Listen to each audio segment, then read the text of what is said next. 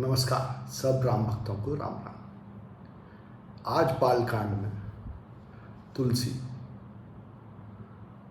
सकल विश्व की गुरु रूप में वंदना करने के बाद आगे वंदना शुरू करते हैं। तुलसी कहते हैं, बंदौ प्रथम महीसुर चरना, मोह जनित संशय सब हरना, सुजन समाज सकल गुण खानी, करम प्रणाम सप्रेम सुबानी। तो सबसे पहले इस पृथ्वी, मही का मतलब पृथ्वी, इस पृथ्वी पर रहने वाले जो भी जीव हैं उन सबों की वंदना करते हैं।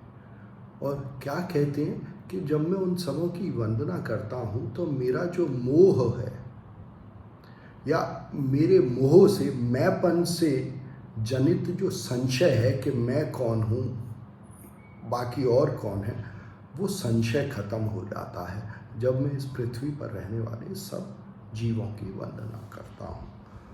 और फिर कहते हैं कि ये जो सब जीव इस पृथ्वी पर रहते हैं ये एक समाज के अंग हैं। समाज का क्या मतलब? देखिए, समाज का मतलब है सम और अज, जो समान रूप से जन्मे हों। तो सब जीव समान रूप से जन्मे हैं, सब ईश्वर से जन्मे हैं, ईश्वर के बालक हैं। और इसलिए उन सबों को गुणों की खान कहा।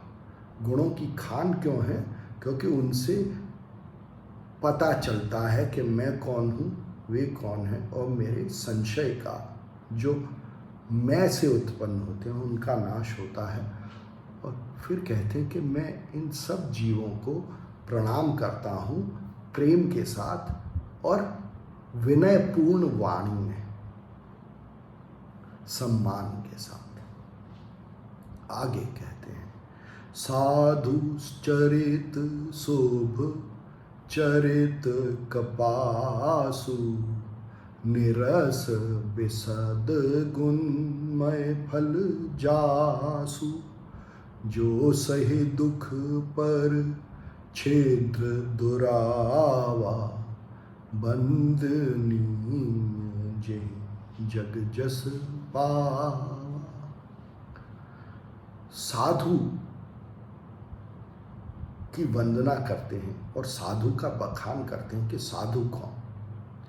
साधु के चरित्र को कपास के फल की समान मानते हैं और कहते हैं कि जैसे कपास का फल नीरस होता है पर उसमें गुण बहुत होते हैं। क्या गुण होते हैं?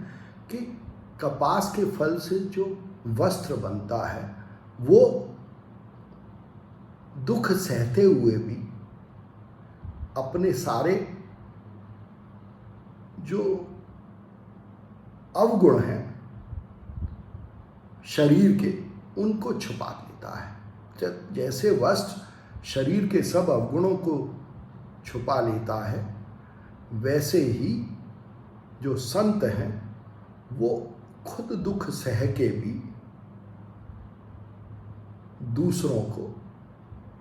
दूसरों के अवगुणों को छुपा लेते हैं और उनकी वंदना करके, साधुओं की वंदना करके सब जग यश प्राप्त करता है। जो भी साधुओं की वंदना करता है, मतलब साधु के गुणों को चरितार्थ, अपने चरित्र में उतारने की कोशिश करता है, वो यश पाता है।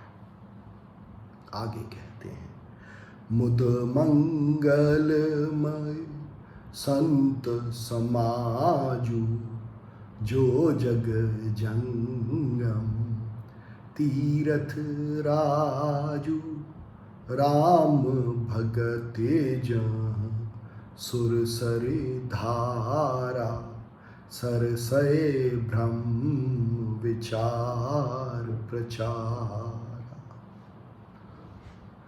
कहते हैं कि इन साधुओं का और इनको ही संत कहा। इन साधु संतों का समाज प्रसन्नता और कल्याण को देने वाला है, और यह इस जगत में चलता फिरता तीर्थराज है। चलता फिरता तीर्थराज है। तीर्थराज माने जैसे इलाहाबाद में प्रयाग है, जिसमें स्नान करने से सब पाप क्लेश नष्ट हो जाते हैं, वैसे ही साधु संतों की संगति करने से, उनके वचनों का सेवन करने से सब क्लेश पाप नष्ट हो जाते हैं। कैसे? कहते हैं कि साधु संतों के पास राम भगत जहाँ सुरसरी धारा, साधु संतों के पास सुरसरी धारा है। सुरसरी धारा का क्या मतलब? सुरों की सरिता, सुरों की सरिता इस राम कथा के रूप में। तो ये जो राम कथा है, ये साधु संतों से जब सुनने को मिलती है, वो ही राम की भक्ति उत्पन्न करती है, और वो ही गंगा जी हैं। और फिर कहते हैं कि सरसय ब्रह्म विचार प्रचारा, और जो साधु संत ब्रह्म के विचार का प्रचार करते हैं, वही सरस्वती नदी है जो ज्ञान को देने वाली है। ज्ञान किस बारे में? ब्रह्म के बारे में। और ब्रह्म क्या है? हम श्रेष्ठ है मैं से। इसलिए हमेशा हम में रहें, हम का विचार करें, हम की सेवा करें, न कि मैं पर केंद्रित हो। आगे कहते हैं तुलसी, विधि निषेधमय कलिमल हरनी, करम कथारबे नंदिनी बरनी, हरि हर कथा विराजत बैनी, सुनत सकल मुद मंगल देनी।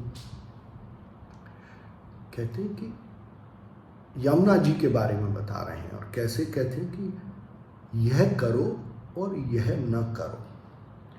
यह जो कर्मों की कथा है कि क्या करना है और क्या नहीं करना है, उसको कहा कि वो कली के मल को हर लेती है। कैसे हर लेती है कली के मल को? कि जब भी आप कल में होते हो, या तो बीते हुए कल में जो कि दुख देती है, ग्लानि देती है, या जब आप आने वाले कल की चिंता में हो, जो चिंता देती है, असुरक्षा देती है, लोभ देती है, तो इनमें न रहें। इनमें न रहें तो कब में रहें? आज में, अब में, और उसी को अकल कहा। अकल में रहें। अकलदारी से काम करने का मतलब है आज में, अब में जो कर्तव्य है उसको करना, ना कि बीते हुए कल की चिंता करना या आने वाले कल की चिंता करना। इसी को कहा विधि निषेध में कलिमल हरनी, करम कथा रविनंदन बरनी। तो जो रविनंदिनी यमुना है, वो आज अब जो कर्तव्य कर्म है उसको करने का प्रतीक है, और यही कर्मों की कथा है। तो कल में न रहें, कल की चिंता न करें, आज जो कर्तव्य है उसको करें। यही यमुना जी का प्रतीक है। और फिर कहते हैं हरे हर कथा विराजत बैनी। कहते हैं कि जो त्रिवेणी है, यमुना, गंगा और सरस्वती की, इस त्रिवेणी पर कौन सी कथा विराजती है? वो विराजती है हरि और हर की। हरि कौन? हरि ईश्वर। और हर कौन? जिसमें हरि समाया है। हर एक शरीर या हर एक रूप जो इस विश्व का अंग है, जिसमें हरि समाया है, या जो रूप हरि ने धारण किया है, उस हर की कथा और उस ईश्वर की कथा, यही इस त्रिवेणी पर गंगा जी, यमुना जी और सरस्वती के संगम पर विराजती है, राम कथा के रूप में, ब्रह्म कथा के रूप में, और क्या करना है क्या नहीं करना है कर्म कथा के रूप में। और यह कथा, ये कथाएं सुनने से ही प्रसन्नता और कल्याण देने वाली है सब प्रकार का। आगे कहते हैं, बटु विश्वास अचल निज धर्मा, तीरथ राज समाज सुकर्मा, सबहि सुलभ सब दिन सब देसा, सेवत सादर समन कलेसा। बट को विश्वास कहा। बट क्या है? देखिए, बट वृक्ष इस संसार वृक्ष के प्रतीक के रूप में कहा गया। तो यह जो विश्व है, यह जैसा है वह बट वृक्ष के समान है, और यह विश्व ईश्वर का रूप है। यह विश्वास इस विश्व रूप में बट वृक्ष की तरह,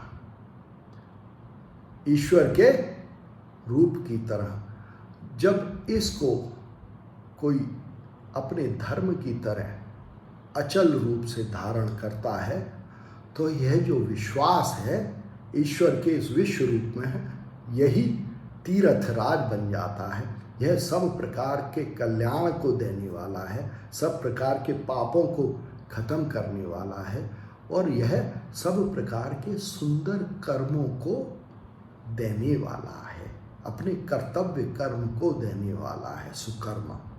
और फिर कहते हैं कि यह जो तीर्थराज है, विश्वास ईश्वर के इस विश्व रूप में, यह हर समय, हर दिन और हर जगह उपलब्ध है मनुष्य को। और इस विश्वास का सेवन करने से सब प्रकार के कलेशों का शमन होता है, खत्म होते हैं सब प्रकार के कलेशों पाप।